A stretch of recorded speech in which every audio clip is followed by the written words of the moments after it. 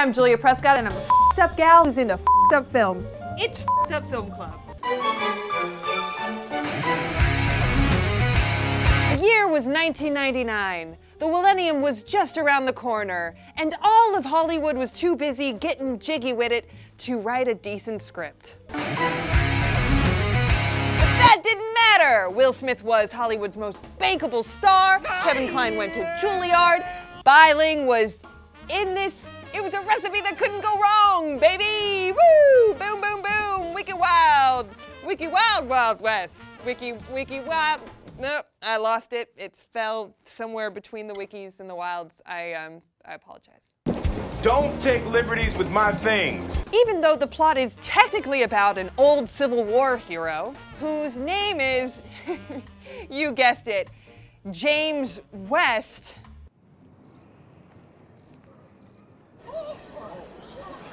He pairs up with a U.S. Marshal played by Kevin Kline, who's a master of disguise in all things problematic. The only things that he really dresses up as are women, and that's supposed to be funny. You're in for a big surprise when you get this one in the saddle. It's a man in a dress. Wow, we have certainly changed since 1999. But this is actually technically just a way to sell a ton of Burger King burgers and toys. And burgers and sunglasses, and burgers with sunglasses, and sunglasses with sunglasses, and I just don't even know anymore. Stop while you're ahead. Thank you, Burger. I should listen to you always. That'd be an awful career decision, darling. Why do you watch this movie? Because it's a terrible trifecta of big budgets, gratuitous biceps, and bad.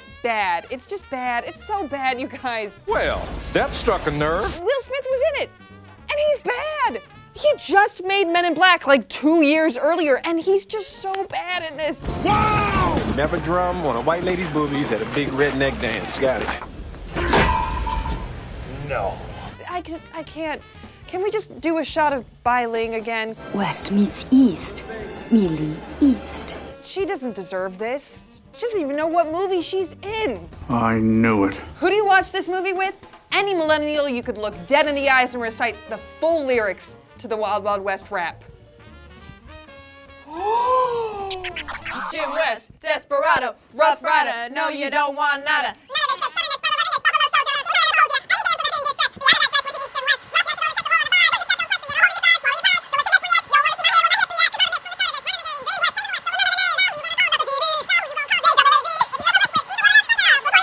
At the Wild Wild West, and the Wild Wild West. That's the best thing that came out of this film. It's hands down this and this burger, which we'll get to in a minute. Whew, sure, I'm glad we got that cleared up. What movie treats do you make for this film? Oh, the Burger King Wild Wild West burger, of course. That premiered in 1999 when this movie came out, has since been discontinued, but we figured out a couple of life hacks that can get this burger in your mouth and yourself having a good time. I've never said burger in your mouth before, and it felt all right.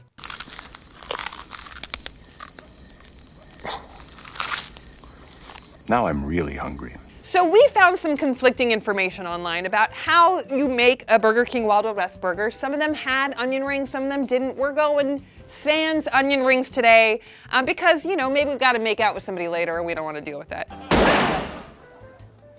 She's mine. So first, you start with a Whopper. This is fantastic. How'd you cook it? But here's a life hacky part. So we've got our bacon to the side. We also got some sides of barbecue sauce from our friends at Burger King. Pay them a compliment, maybe they'll hook you up. That's how we got it today. Research shows that they put the barbecue sauce on the bottom bun. So then we're gonna flip that over. Hell yeah. And then we're gonna open up our burg here. Lord help me. We're gonna cut them a little bit so that they're bite size. And then we're gonna layer another thing of barbecue sauce on top just to really cement your point that this is a terrible movie and the only good things to come out of it were promotional materials. And there you have it. Look at that. A face only a mother could love, and all of America. Oh, no. No. Thank you. I'm fine. 4 words to describe this movie. It's still the millennium, baby! Woo! Take me to Miami! Getting jiggy with it, and all the other songs. that we all loved for a good minute. We were so down for the Millennium. So here at Fucked Up Film Club, we've got our finger on the pulse of what future fucked up films may be, and our candidate right now is the new movie Flatliners. It stars Ellen Page and a bunch of other people who deserve better. So go check out the trailer for that and let me know what you think. Oh, hi, Mark. Hi, doggy. You're my favorite customer. We're here, of course, to talk about the cult classic, The Room. A film that Wikipedia describes as a film about an amiable banker and his deceptive fiancée Lisa and their friend Mark. That's literally the summary of this movie, but also something that you would never be able to decipher from actually watching this movie. Leave your stupid comments in your pocket. It's gonna get weird. I'm tired. I'm wasted. I love you, darling. This film clocks in at a whopping 32% on Rotten Tomatoes, which is just a hair above A Dog's Purpose. Wow, remember that movie? A Dog's Purpose? Technically, this film, The Room, is better than that. Think about it. I just really wanted to shit on A Dog's Purpose.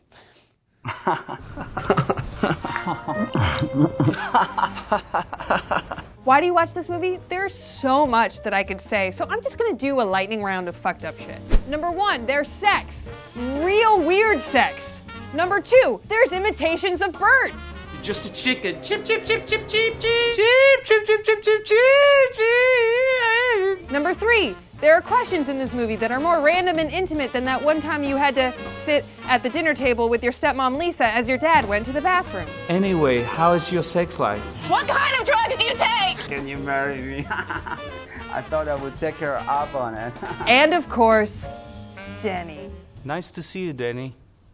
I'm going to take a nap. Can I go upstairs too? Oh, Denny. Why you do this to me, Denny? No, this film has not won any awards, besides maybe Razzies, but it has coined the phrase disaster piece, and even has a best-selling book about it where it goes into the behind the scenes of how this film got made, which raises, yes, all of the what in the fucks. It doesn't matter! And, of course, it is now being adapted into a feature film with James Franco. You must be kidding, aren't you? James, this is just a message for you. This is me. Hi, I'm your mother in this scenario. I need you to sleep. I need you to take a nap. Have you called your brother? Oh, okay, great. Well, just make sure that you're both drinking enough water. Who do you watch this with? A group of strangers in a movie theater for real. And if you're in a city that doesn't have a midnight movie, that's okay too. Just go rent it. Corral every single one of your friends, your best friend, your cousin, that one guy that you had a math class with a million years ago, and you're like, hey, what's Trevor doing? Does he have a kid? Bring the kid. Does he have a dog? Bring the dog. Just get them together and watch it now. Watch this video first. Watch this video first, and then go watch The Room later, because, mama needs clicks. I gotta pay my rent. You are tearing me apart, Lisa! What movie treats do you make for this? The Lisa, you're tearing me apart pizza. Very proud of that one. Do you want me to order a pizza? Whatever, I don't care. I already ordered a pizza. So in the movie, the character Lisa, Johnny's fiance, tries to get back at him by ordering the most disgusting pizza ever. Half Canadian bacon with pineapple, half artichoke with pesto and light on the cheese. So that's exactly what we're gonna do. First, we start with store-bought pizza crust, or you can make your own if you're fancy. Then you're gonna put tomato sauce on half of your pizza, yay! Then you're gonna cover up the other side of the pizza with pesto, you guys. Then you're just gonna gingerly add your pineapple to your tomato side. Please don't be like me and have some of the juice straight up get in with the marinara sauce. I know we're making a gross pizza, but there's still room for personal dignity. Then you're gonna grab your artichoke. It just gets better. Gingerly add these to the pesto side. Think about all the other people in this world and what they're doing with their days right now, how they're adding value to this world, and you're in some weird soundstage making pizza that no one will ever eat. We all have a story to tell, and this is mine. Then you're gonna add your Canadian bacon, only 1 gram carb. Then we're gonna add the garlic butter in chunks to the pesto side. Do you see? It's chunks on chunks. The way life should be.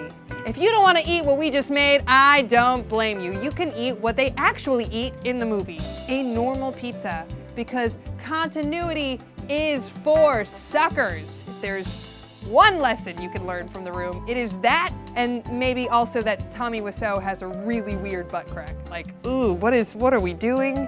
What's happening? They're like burrows in it. Here, how about this? This is kind of what his butt crack looked like. Would it be better if I flipped it? Can you do something in post to make these pieces of pizza be his butt crack? 4 words to describe this movie. Tommy Wiseau's butt crack. That's 4 words. Read them and weep. Probably weep, because it's so fucking weird. It's just so fucking weird, you guys. What workout moves do you do to get that butt crack? I'm not saying that I want it, I just want to know what not to do. This is a sequel to a cinematic classic that nobody asked for, yet we received it nonetheless. It's kind of like your Aunt Helen's opinions on The Bachelor. Hi, Aunt Helen. How's it going? But even then, Aunt Helen's explanation of who's in it for the right reasons makes more sense than this convoluted plot. No. This film is basically a watered-down, shot-for-shot retread of the first. We focus on a new character, this British student who arrives at Rydell High, and he falls fast for Michelle Pfeiffer's bad girl character, but she don't like him like that because he's not a, quote, cool writer. And don't you worry, there is a full musical number that details that very reason.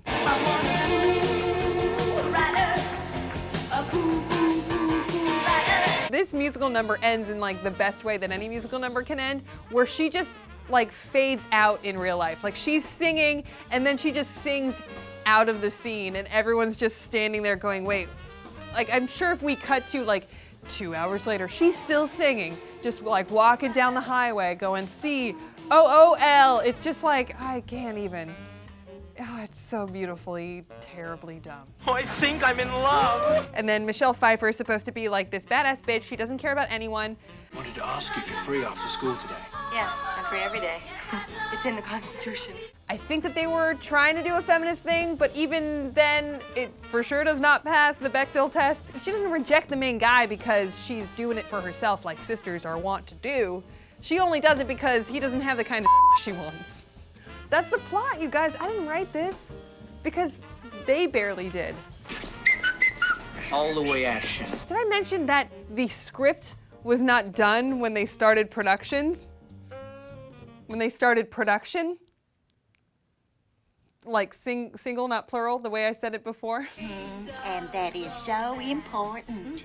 The fact that we are never quite sure what era we're in, like is it the 50s, is it the 60s?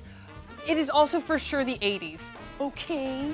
Like Michelle Pfeiffer just showed up in her regular clothes and she was like, I'm ready. And they're like, no, Michelle, we gotta get you in hair and makeup. And she was like, I'm only gonna be here for 5 hours, let's get this done. Well, you impressed me.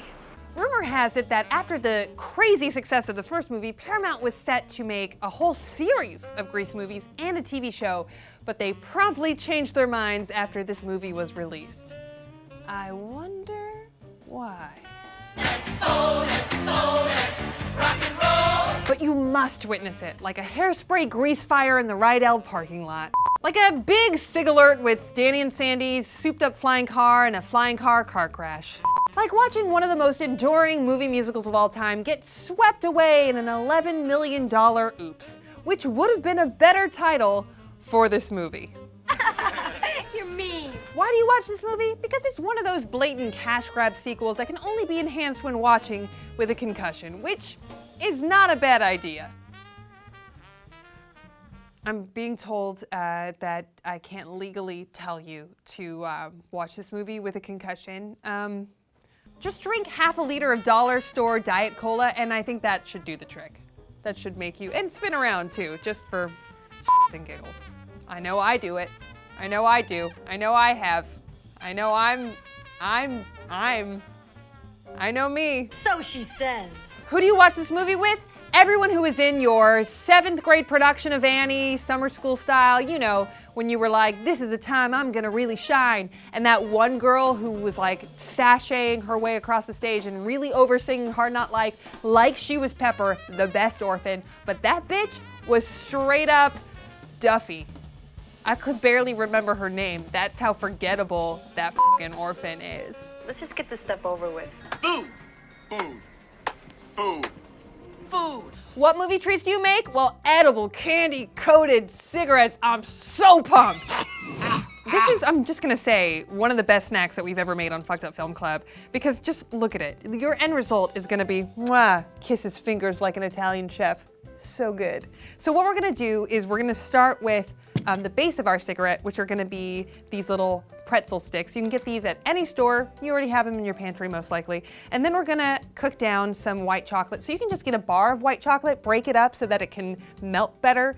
And you can either do it in your microwave or you can do it over your stove, but just make sure you keep an eye on it so you don't burn down the house. So once you have the melted white chocolate, you're gonna coat it all the way on your pretzel sticks and then just let it dry off to the side for about 5 to 10 minutes. While that's happening, you're gonna take your remaining white chocolate and you're gonna take a little bit of orange food coloring so that you can put the filter on your cigarette.